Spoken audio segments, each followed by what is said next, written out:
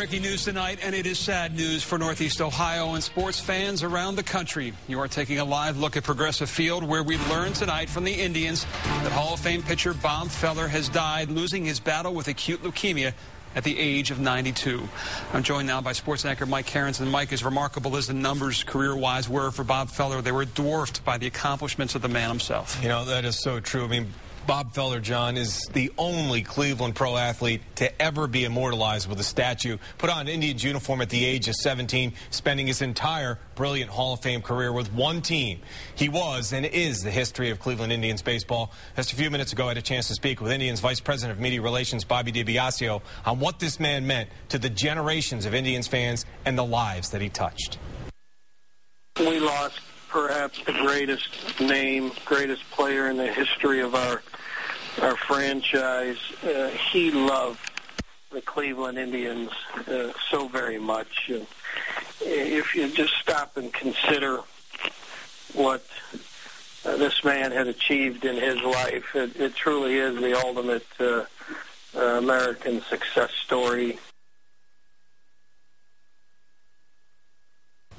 Bob Feller, an individual that truly defined what a hero should be today. Really, and Bobby D went on to say that the Indians have numerous plans in place to honor this great athlete that we all know and love. All right, we'll check back with you a little bit later in sports. But News Channel 5's Pete Kenworthy now takes a look back at Bob Feller's life and legacy. For today's Indians fans, this is the memory of Bob Feller, the Hall of Famer who threw out the first pitch on opening day this year. But Bob Feller was so much more to this team and to this city. He was the greatest Cleveland Indians pitcher of all time. He only played for Cleveland in a career that spanned 20 years. 4 of those years were spent serving in the Navy in World War II, a war he volunteered for the day after the Pearl Harbor attack. The first year back from the war, Feller set the single-season strikeout record for the Tribe. He never missed a beat. There are plenty of entries with Bob Feller's name in the Cleveland record books, including 3 no-hitters. The most notable, though, was the only one ever thrown on opening day. Recently, he still remembered the historic game from 1940, every detail. 70 years ago in Chicago, it was a Norway gray day. Wind was blowing right off of Lake Michigan, off the ice and off the water. And my sister Marguerite was there. My dad and mother were there from Iowa.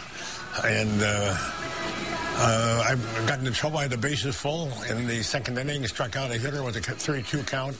My catcher, Ronnie Hemsley, drove in my roommate, Jeff Heath, in the 4th inning with a triple. Heath had singled. And in the 9th inning, I walked a man on purpose, Luke Appling, because he was fouling off a lot of balls. And then the last hitter was Taft's right. Ray Mack was second base and made a great play to knock the ball down and throw to Hal Trotsky at first. And it was a bang-bang play at first base.